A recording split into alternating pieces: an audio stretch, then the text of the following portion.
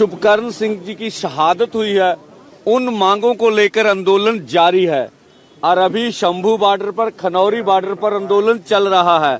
और इसी तरह जिस तरह से पंजाब और हरियाणा और अन्य राज्यों का इन बॉर्डरों पर सहयोग मिल रहा है, उन सभी से आह्वान है कि पंजाब में किसी घर में, किसी गांव में एक ट्रैक्टर ट्राली ना रह जाए जो शंभू और खनौरी ना पहुंचे।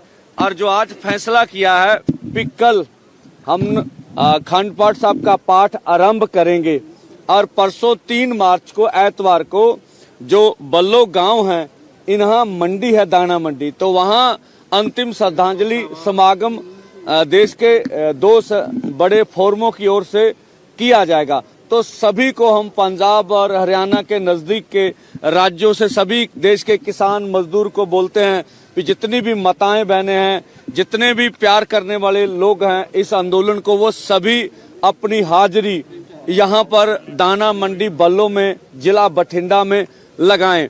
और जो शहादत हुई है, जिस तरह से मोदी सरकार के अर्धसैनिक फोर्सों ने हमारे ऊपर गोली चलाकर हमारा जो शहीद किया है किसान, ये इसका जवाब 140 करोड़ लोग मोदी सरकार से लेंगे। और देखिए, हम आज भी पीसफुली हैं, कल भी पीसफुली रहेंगे। हम एमएसपी गारंटी कानून, डॉक्टर स्वामीनाथन कमीशन की रिपोर्ट के अनुसार फसलों के दाम, किसान मजदूर का कर्ज, अन्य मांगों के लिए जो आंदोलन चल रहा है और जो शहीद शुभकर्ण जी का सपना भी था कि ये मांगे मानी जाए, उन मांगों को पूरा करने तक संघर्ष जारी रखेंगे। और पूरे देश भर में ये आंदोलन बढ़ रहा है। आपने देखा बूंदी कोटा में भी आंदोलन हुआ, उसको पीट दिया गया। पूरे देश भर में आंदोलन चल रहा है और आने वाले समय में देश के आंदोलन की रूपरेखा क्या होगी, ये भी आपके समक्ष रखा जाएगा। अब डल्लेवाल साहब आपसे बात कर लेंगे।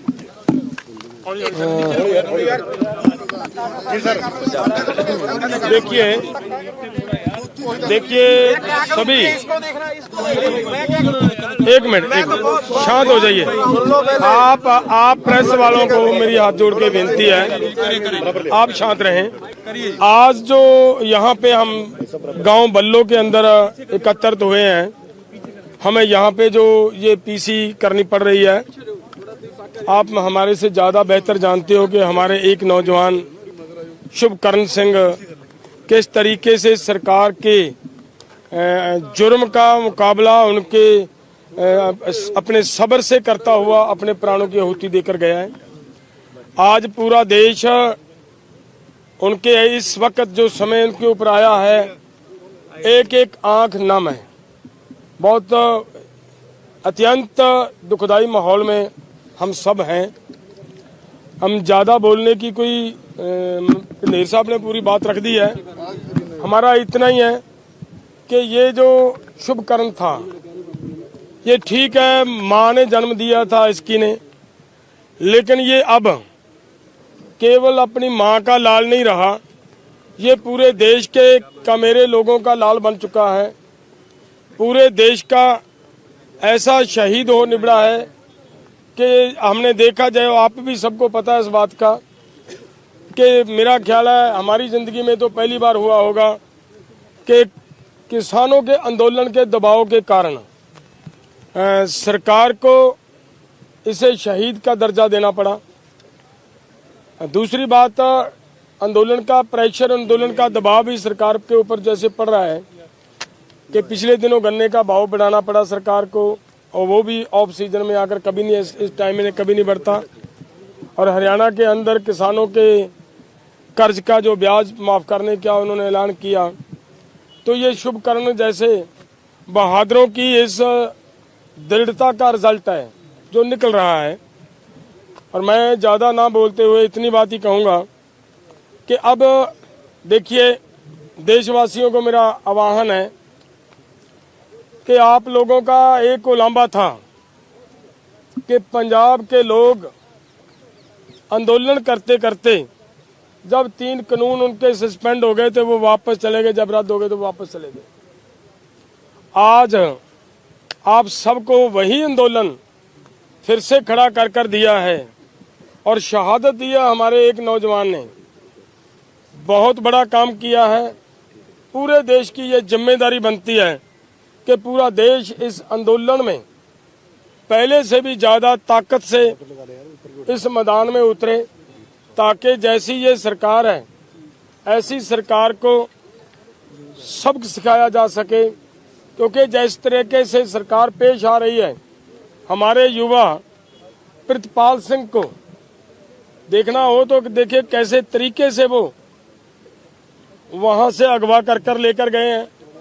उनकी टांगे तोड़ी गई हैं, उनकी बाहें तोड़ी गई हैं, उनका सिर पाड़ा गया, उनकी कमर तोड़ दी गई और बोरी के अंदर उसको बंद करके लेकर गए हैं जैसे किसी जीव को ना किसी वस्तु को लेकर गए हों।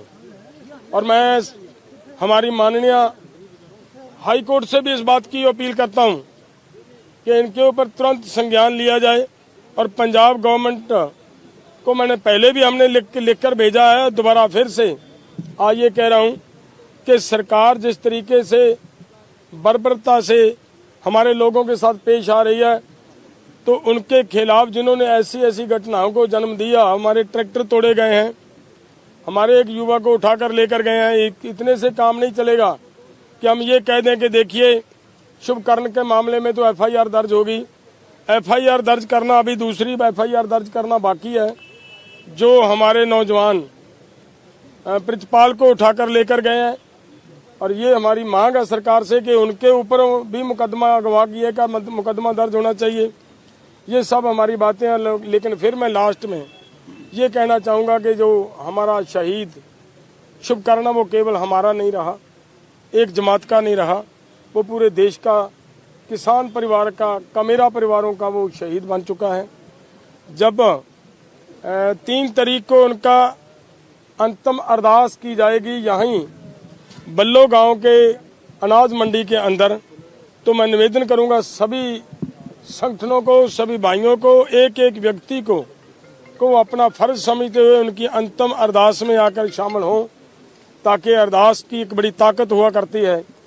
अरदास विनती से व्यक्ति, जाने वाले व्यक्ति की आत्मा को वो योग स्थान वाहिगुरु जरूर बख्शता है। और हमारा सबकी जिम्मेदारी बनती है कि उनकी अरदास में भी शामिल हों और उस दिन वहाँ से वो प्रण लें कि हम इस आंदोलन को, इस लड़ाई को, जिसको शुभकर्ण जी शुरू कर गए हैं, इसको अंतिम चरण तक लेकर जाएंगे और जीत कर रहेंगे। धन्यवाद। किसान को लेकर किसकी डिमांड कर रहे हो, किसके खिलाफ?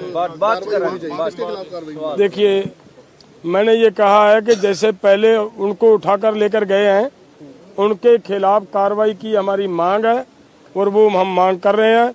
हरियाणा गवर्नमेंट की तरफ से हमारे उस युवा को उठाकर लेकर देखो मैं बेनती करा सारे पंजाब ਨੂੰ ਸੱਦਾ ਉਹ ਜ਼ਰੂਰ ਬੱਲੋ ਦੀ ਦਾਣਾ ਮੰਡੀ ਚ ਪਹੁੰਚਣ। सुनो, ਇਹ रणनीति ਦੇ ਇਸ਼ੂ ਨੇ। ਇਹ 1 ਮਿੰਟ ਸੁਣੋ, ਇਹ रणनीति ਦੇ ਇਸ਼ੂ ਨੇ। रणनीति ਦੇ ਉੱਤੇ ਮਤਲਬ ਚਰਚਾ ਅਸੀਂ ਕੱਲ ਨੂੰ ਕਰਾਂਗੇ।